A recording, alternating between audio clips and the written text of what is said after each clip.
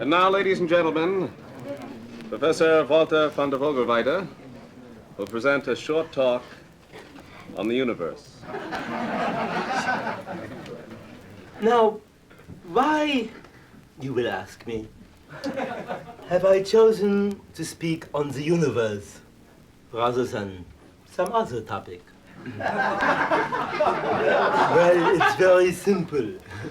There isn't anything else. Now, the universe we examine through what Spinoza has called the lens of philosophy. He called it this because he was a lens grinder. Heavens knows what he would have called it had he been, for example, a pudding manufacturer. Now, into three branches is philosophy divided: ethics, aesthetics, and metaphysics. Now, ethics is that branch of philosophy which is neither aesthetics nor metaphysics. Well, I think you follow.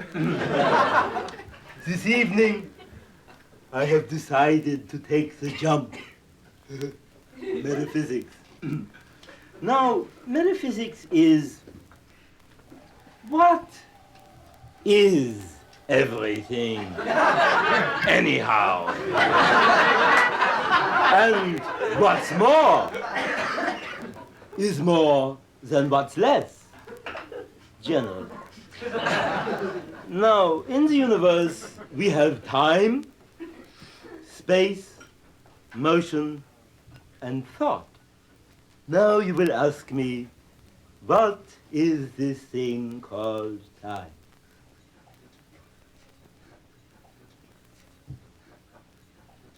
That is time. Now you will ask me, what is space? Now this over here, this is some space. However, this is not all space. However, when I said that was time, that was all the time there was anywhere in the universe at that time. Now, if you were to take all of the space that there is in the universe and cram it into this little tiny place, this would be all the space there was. Unless, of course, some leaked out, which it could, and did, hence the universe. Now, the early Egyptian astronomers, there were no late Egyptian astronomers, looked up at the stars, and with these they measured time. But the Greeks were very exact, sometimes to the point of tediousness, came along with this question: is time the measure of motion, or conversely, is motion the measure of time? Viz, I have in my hand a stopwatch, imaginary, and coming through the room is a railroad train, also imaginary. If it was a real railroad train, it would kill us. Besides, it would be very expensive. Now, I am timing the train now. Is time the measure of motion? Click! Click! Or is, conversely, motion, now I'm going to be for you a grandfather's clock. Tick, tock, tick, tock, the measure of time. Now, with the arrival in the 20th century of Planck's constant and the theory of quantum mechanics, and with Heisenberg's uncertainty principle, I think we still don't know. However, we might very easily turn to the pre-Socratic philosophers, who are always good for a laugh, for assistance. Now, take Heraclitus.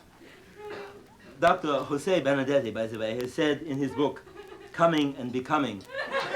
He's quoted Heraclitus incorrectly as saying that time was a river which flowed endlessly through the universe. He didn't say this at all. He says the time was like a river which flowed endlessly through the universe. Aha, there you are, Benedetti. Nonetheless, he discovered this one day, and he went home to his wife Helen. That was her name, you know, Helen Heraclitus. That's two H's, like Hugo Haas, Hermann Hesse, Harry Haller, Herbert Hoover, Heinrich Himmler. Oh, that whole crowd, yeah. Anyhow, he went home to his wife Helen, and he said, time is like a river which is flowing endlessly through the universe, and you couldn't step into the same river twice. Helen. And she says, what do you mean by that, Heraclitus? Explain yourself. That means you could go down to the Mississippi River, for example, and you could step in, and you could step out, and then you could step in again. But that river that you stepped in has moved downstream. You see, it's here. And you would only be stepping in the Mississippi River because that's what it's called, you see. Not only is the river, I mean, not only all is that water, but if something were on top of the water, for example, a water bug, if it was there, it would be downstream. Unless, of course, it was swimming upstream, in which case it would be older and it would be a different bug. So anyhow, Heraclitus went home to his wife with this news, and he said, time is like a river which flows endlessly through the universe, and you couldn't step into the same river twice. She said, don't be an ass, Heraclitus. You could step into the same river twice if you walked downstream at the same rate as the river. He was amazed. So he went down to the agora, or marketplace, where there were a lot of unemployed philosophers, which means philosophers who weren't thinking at that time. And they went down, they had a few drinks first, and they went down to the river, and into the river they threw a piece of wood, just to test how fast the river was going. And so Heraclitus saw how fast the wood was going, so he stepped into the river and ran and stepped and ran and stepped and ran, and finally he ran out into the Aegean Sea and was drowned. So much for time. Now we come to another pre-Socratic, Zeno, for time and motion, and Zeno's paradox. Now, a paradox is something which, when it isn't, it is, paradoxically. And Zeno's paradox is that if Achilles, the great Greek hero and athlete, were to get into a race with a tortoise, that he couldn't win. Silly, isn't it? Well, if, for example, the tortoise was here and they would give the tortoise, say, a 10-foot head start, just to be fair to the beast, and there would be it would take, say, Achilles 1 second to go 1 foot. So at the end of 9 seconds, he would have 1 foot to go in 1 second, yeah? And in a half a second, he would still have a half of a foot to go, you see? And in 100th of a second, he would have 100th of a foot to go. And in 1,000,000th of a second, he would have 1,000,000th of a foot to go. And since time and space are both infinitely divisible, he would never pass the turtle. But this is ridiculous. Anyone in this room could win a race with a turtle, you know, and we're not great heroes and athletes. Even, for example, some old, very dignified person like Bertrand Russell. He could win a race with a tortoise. And if he couldn't win it, he could outsmart it. Nonetheless, I have discovered possibly the meaning for this paradox. I was reading recently a book called Greek Pots in Polish Museums by John Davidson Beasley. 8 vo, 9.75, and worth every penny of it. Big wide margin. Oh, I'm getting off my point. Anyhow, in there is a picture of a pot that has on it a picture of a ripe archaic tortoise, of the kind that Zeno would have known about. Now, it isn't a little flat American tortoise. It's a little bullet-shaped tortoise with long, sinewy legs about 4 feet long, and it could run like crazy. Now, this would seem to explain it, yeah? But it doesn't. Because Homer, who never lied about anything, said that Achilles could, if he wanted to, beat any man or beast in a foot race. Now, what does this mean? If he wanted to. You know how some people can't step on the line in the sidewalk? Achilles couldn't pass a tortoise. He was a very sick hero. Now, thought. For centuries, philosophers have told us that thought cannot be seen. It cannot be heard. It cannot be felt, smelled. It cannot be tasted. It is not in the key of G or F. And it is not blue, nor is it mauve. It is not a pot of geranium. It is not a white donkey against the blue sky. Nor a blue donkey against the white sky. Nor does it have aspirations to become archbishop. It is not a little girl singing an old song. Thought is not a saffron-robed monk pissing in the snow. In other words, philosophers can tell you millions of things that thought isn't, and they can't tell you what it is. And this bugs them. But you're out there and you're thinking, and I'm up here and I think that you're thinking, and we think that the sun comes up in the morning, pouring forth its beautiful bounty of light, and as Shakespeare says, what a piece of work is man. Are there any questions?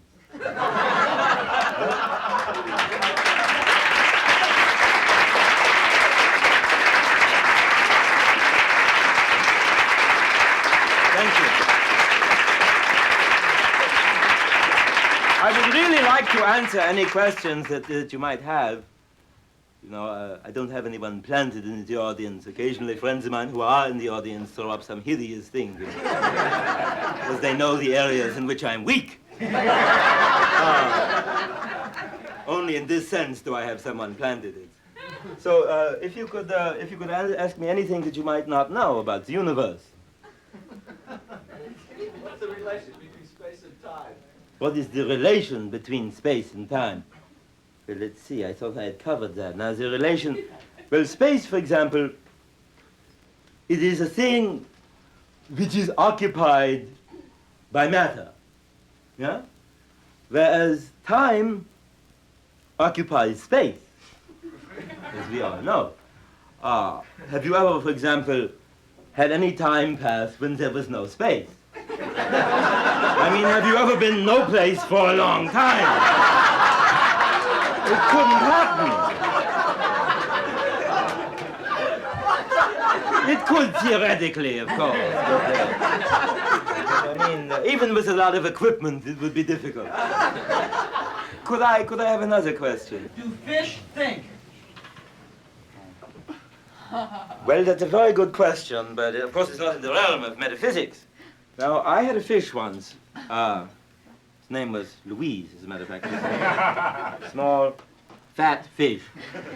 And every day, at the same time, I would go to the edge of the pond, the little iron tank in my house, and throw it a bunch of grapes, you know. Every day, at the same time, the fish would be there. After a few days, you know, I knew it. At 1:45, grapes, bam, fish. You know. However, I began making it 15 minutes later, every day, you see. And then, when I was there at 2 o'clock, she'd be there at 1:45. She was 15 minutes behind. After a while, she was hours and days behind. And she starved to death. Yes, fish think, but not fast enough.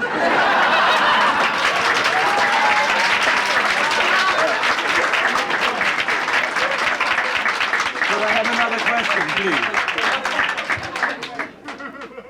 Professor, what is truth? What? What is truth? Truth.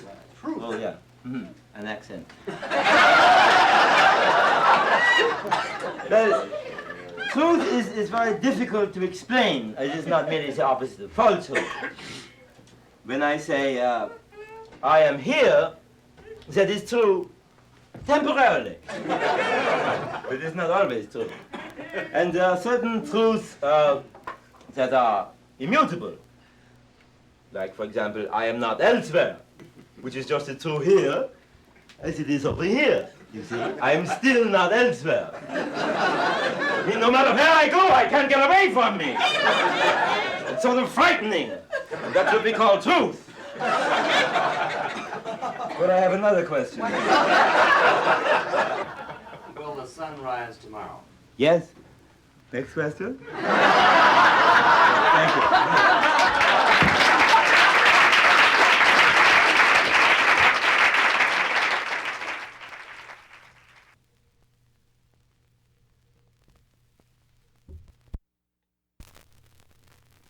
Now, ladies and gentlemen, we'd like to take you back into the 19th century, that wonderfully relaxed century, into the lovely relaxed city of Vienna, a doctor's office, 1885.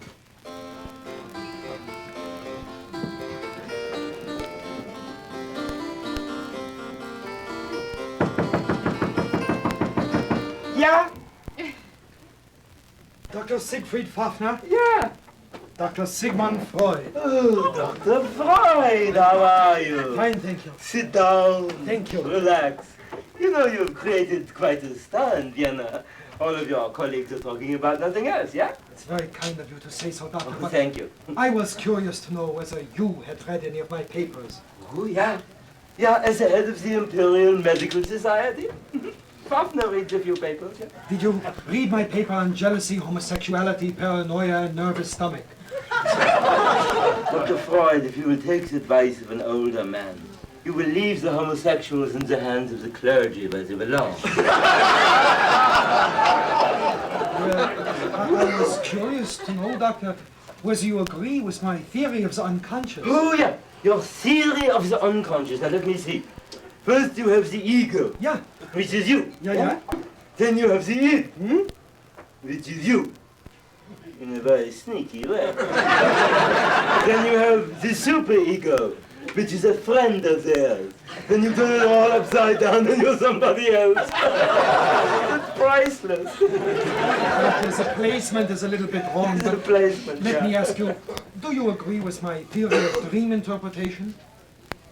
No, Dr. Freud, I do not. Oh, the ancients believed the dreams had some significance, some meaning. Yeah. But this is the 19th century, Dr. Freud. We are scientists. It's very discouraging, Doctor. Oh, do not be discouraged, Dr. Freud. There was a young man in here the other day, and he said to me, Fafner, if we were to boil milk, everybody would be healthier. I said, Louis, all Paris is laughing at you. No. Dreams always have been and always will be complete nonsense. Do you never dream yourself, Doctor? Yeah? I'm not crazy, I dream, and they're always complete nonsense. The other night, I had dreams that I was riding on a train to Bern, Switzerland, where I was born. And sitting across from me was somebody without any face, yeah? But of course they had a face because it was my father. And then we went on riding past this large grove of date palms, and suddenly the face changed into the face of my dear old mother. Make something of that if you can. And then we went on riding past this large donut factory, and suddenly the train went into a dark tunnel, and you couldn't see anything at all, except the wallpaper, which was the color of a banana, you know? A ripe banana. And then the roof flew off of the train, and I was flying through the air, unassisted, you know? And there was a little girl in a swing, swinging back and forth. And she had blonde hair, and blue eyes, and a long white beard with a bell on the end of it. And then I flew higher and I saw the moon. No, it wasn't the moon, it was the Archduke Franz Joseph. Yeah, well, that concludes your hour, Dr. Fafner, but I see you again tomorrow. Oh, thank you, Doctor.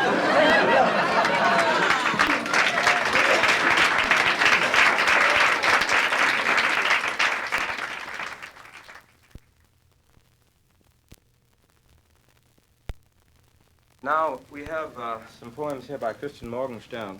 My German, those of you who will speak German will know, is very, very bad. And they're my own translations, unfortunately. But here is the first one, which is called The Railway Station. In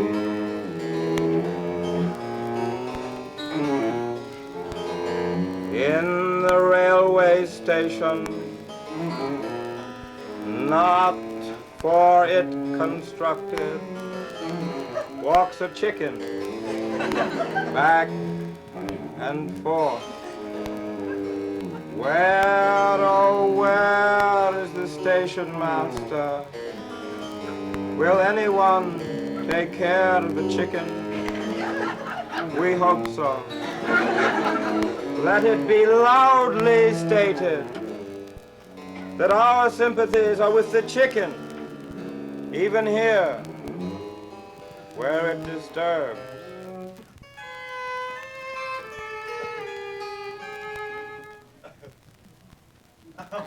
However, my translation may have been wrong. It might go like this.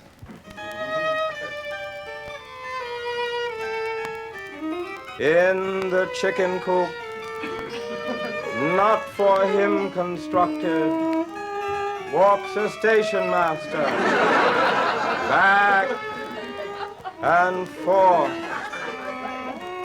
Where, oh, where is the chicken? Will anyone take care of the station master? We hope so. Let it be loudly stated that our sympathies are on the side of the station master, even here, where he disturbs.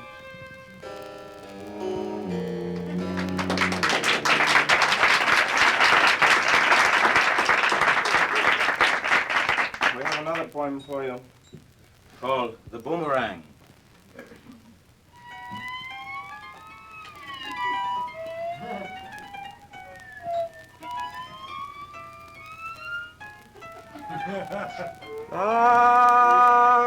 Einmal ein Boomerang. Once there was a boomerang. Ein weniges. So long. That was just a little bit too long. Boomerang, flop ein Stück.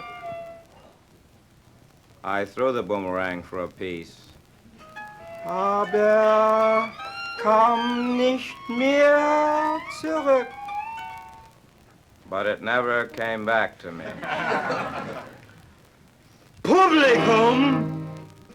The public. Nach stundenlang. Stood around for hours.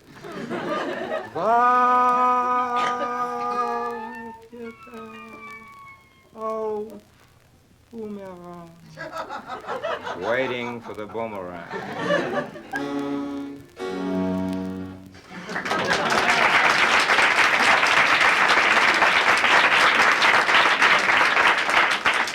We have another poem which begins, to the left are trees.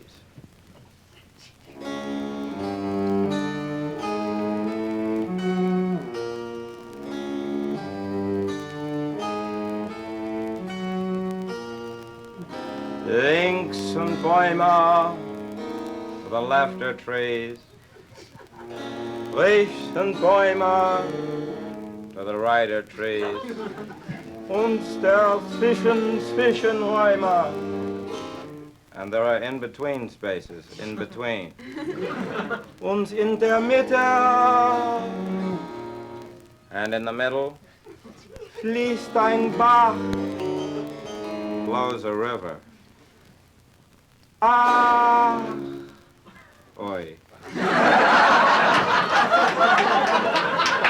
Now,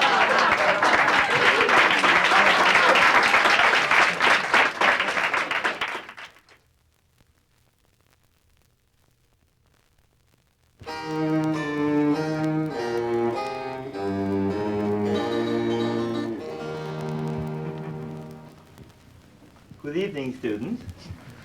I see there are a great many of you here this evening, which most probably means that you are missing Dr. Bettelheim's lecture, which is entitled Some Positive Aspects of Anti-Semitism. And it's a good thing that you're missing it, too. Now, this evening, if you will remember, we are to discuss Eleftheros and Ananke, free will and necessity. Now, necessity is when you want to do something very, very much. And the way is open, so you can do it and nothing stands in your way. You couldn't do it. Whereas free will is where you want to do something and everything in the entire universe makes it impossible for you to do it. You do it anyhow. Now, this evening, we are going to examine free will and necessity in the light of the plays that we were to have read, which is entitled Oedipus Rex, which means Oedipus the King. Now, for those of you who may not have read it, the plot is a very simple one, in a confused way. Oedipus is an orphan who doesn't know who his parents are, and one day, for some reason, God knows why, he sets out on a journey. And in the road, during the journey, he meets a king. And the king says, "Move over, Oedipus, so I can get by." It was a very narrow road or something. And Oedipus says, "No," for some reason of his own. And the king says, "Move." And Oedipus kills him in a fit of pique. And the king, being killed, dies. And Oedipus goes on down the road, and he meets up there with a sphinx. Now, a sphinx is an animal which is part lion, part woman, and very, very neurotic.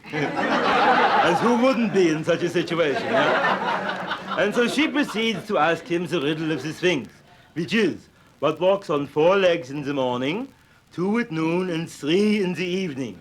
And Oedipus answers quite simply, man. Because as a child, you walk on all 4s, and as you're a man, you walk on 2 legs, and then as an old man, you walk with a cane. So the sphinx, hearing this, leaps over the cliff and destroys herself for some neurotic reason of her own. And then he goes into the town of Thebes, where the townspeople meet him, and they say, "Oedipus, you have killed the sphinx, therefore you must marry the queen." Cause and effect. Anyhow, he marries the queen, and he has 4 lovely little children. And suddenly a pestilence falls on the land. People are getting sick, and then there's a drought, and the crops are failing, and out from the crowd steps a blind seer. Another anomaly. His name is Tiresias. And he says, "Oedipus," he says, "that man that you killed, that king, that was your father. That woman that you married, that was your mother. And these 4 lovely children, God knows what relation they are to." And at this point, from off stage is heard a scream. And we learn that Jocasta, the queen, has hanged herself in her own garments. And Oedipus, knowing this, rushes and he takes the pins from the garments and plucks out his own eyes and lives happily ever after in the garden. Now, keeping in mind free will and necessity, we are going to see what would have happened to Oedipus if he had read the book before going on the journey. Free will and necessity, yeah? Watch.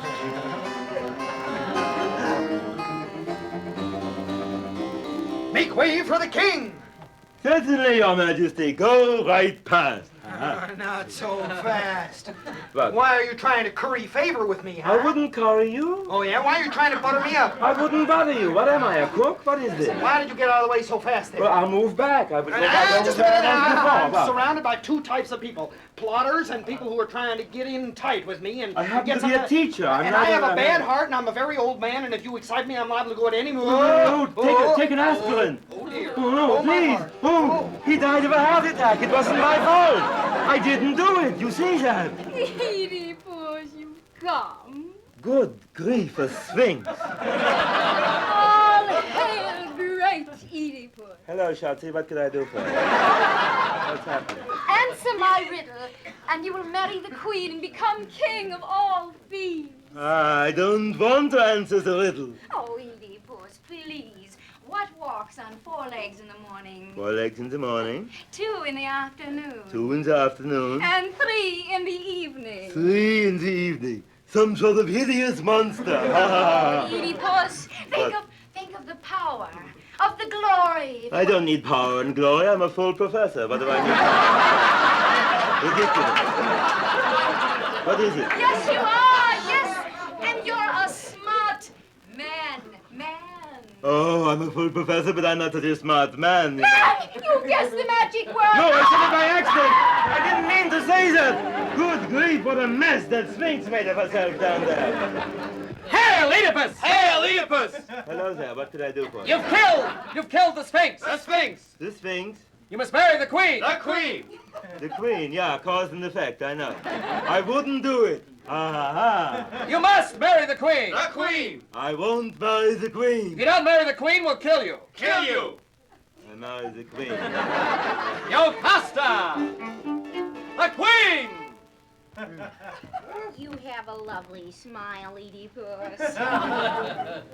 You know, by all rights, this should be my mother, but my mother's at home in Bavaria. And besides, she's a dwarf. Oh, Oedipus! What is it? The drought is on the land! Well, it didn't rain, cause and effect. The people are dying of the plague! You didn't inoculate them. The crops have failed! You didn't rotate them. Oedipus! Heavens, a seer. Tiresias. Oedipus, I have a message for you. Come here. What is it you want to say? I'm a what?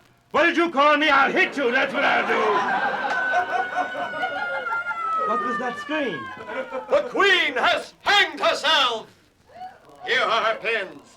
Put out your eyes. Your eyes. My eyes. Wait a minute. I told you I was going down the road. The old man died of a heart attack. You knew he had heart trouble. Only likely. That Sphinx was a twisty character. She tricked me into saying it.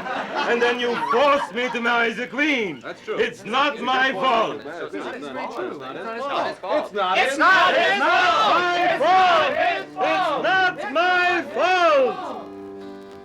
So you see, my dear students, the lesson that we learn from this is that man has free will, but tragic poets do not. And art is not nature.